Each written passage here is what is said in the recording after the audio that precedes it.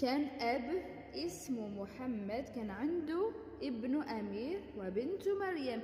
بس هذا الأب كان ظالم، كان بيكره البنات كتير. وهون مثل ما تشوفوا الأب جاب هدايا كتير لابن أمير. يا حرام، البنت أمير اشتراله هدايا كتير كتير، وطبعا أنا فرحان.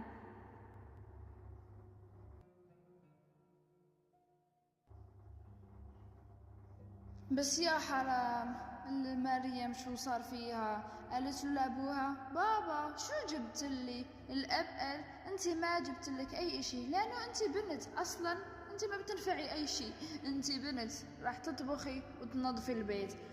وهون البنت مريم زعلت كتير، بس يعني متعودة. وتشوفوا شو قالت: يا الله، ليش البابا ما بيحبني مع انه بعمل كل اشي، بنظف البيت وبعمل كل اشي بده اياه، بس طبعا البابا ما بيحبني. لك يا بنت وينك؟ لك يا حمارة، لك روحي اعملي لي شي لا اشربه، شاي قهوة. لك شو هالبنت يا الله، ليش يا الله، ليش رزقتني ببنت ما تنفع لي اي شي؟ شو هدول البنات ما بينفعوا لي اي شي؟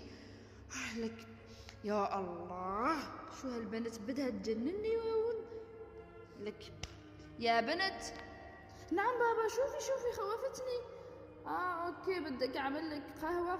حاضر يا بابا، رح اعمل لك قهوة من عيوني، ما انت بابا. وطبعا البنت هون جابت له قهوة وعملت كل اشي، وعملت له الغداء وطبخت له وعملت له كل اشي لابوها. شوفوا يا حرام شو ما بتعمل، بس ابوها يعني مو رضيان لانه ما بيحبها. تابعوا القصة حتى الأخير لتشوفوا شو راح يصير. والأب هون بيشرب القهوة، وهم راح يقول لبنتهم: لك روحي من هون، لك روحي، لساتك هون يا حمارة، روحي نطفي غرفة أخوكي أمير، راح يرجع بعد المدرسة، بدي إياه يلاقي غرفته كتير نظيفة. أوكي، لك يلا روحي من هون. شو هالبنت يا ما بتنفعي لأي شيء، أنا بكرهك يا حمارة. ليش الله رزقني إياكي؟ ليش الله أعطاني بنت؟ يا الله،